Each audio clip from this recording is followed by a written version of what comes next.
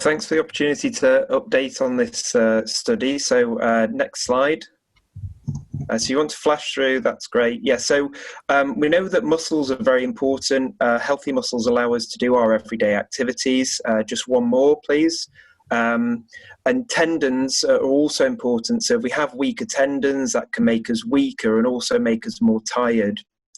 We know that OI affects our bones, but muscles and tendons also contain the type 1 collagen that we know is affected by OI, but there's very little to date that we know about how muscles and tendons are affected in people with OI.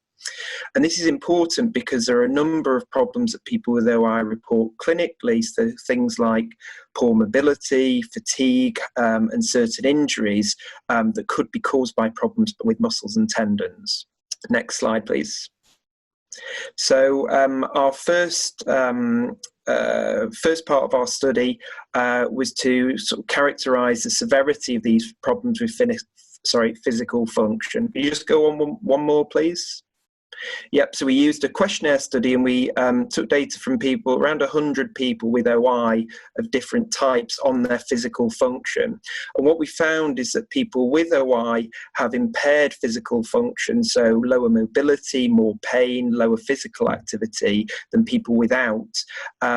Even people with type 1, type 4, type 3, and so on. So although there is some variation between people with different types.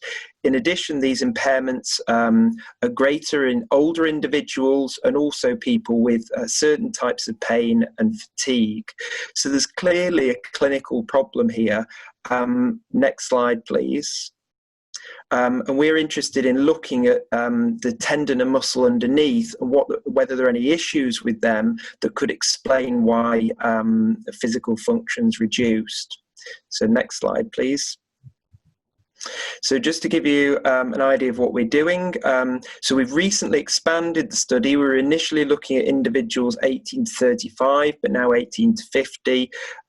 So male and female adults with type 1 OI, we're going to look at muscle and tendon size and function, as well as some aspects of physical function, so mobility, balance, physical activity, and so on. And this handsome devil on the right, Giorgio, is the person who's actually responsible for doing the testing. So next slide, please.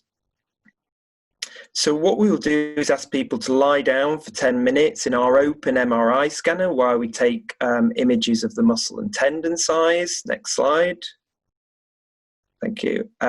We'll also measure body composition and bone health with DEXA that many of you might be familiar with. Next slide. We'll then assess some aspects of muscle function, so how strong you are, how well you can hop and jump, and your balance, which we know are important for everyday activities. Next slide.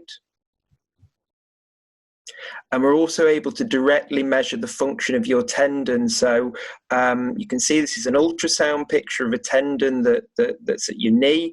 And we can measure how much the tendon stretches when you do certain activities. The more it stretches means the more pliable, the weaker it is, and the more likely you are to be fatigued and to be weak. So we can measure that very accurately and find out whether the size or the quality or the function of the tendon is impaired in individuals with OI. Next slide, please. So just to give you our progress to date, we've recruited 9 adults with OI and 20 adults without OI who've been recruited and gone through this testing. So this is the first time, I think, that individuals with OI have taken part in one of these studies in a non-clinical setting. So we're a university lab rather than a hospital. And what we found is that because it's not people who are going through clinical care, we also get a lot of people with less severe problems than those who have to see a doctor regularly. So we're probably seeing a broader spectrum of adults with OI than are usually recruited in these studies.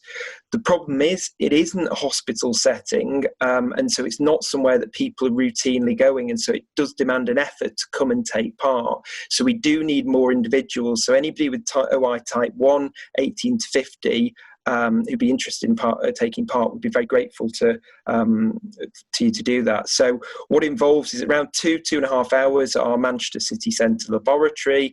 There are good transport links. We will refund your travel, and we're also putting a lot of things in place to make you safe, so that they'll all be done with social distancing, regular cleaning, and also appropriate PPE. So next slide, please.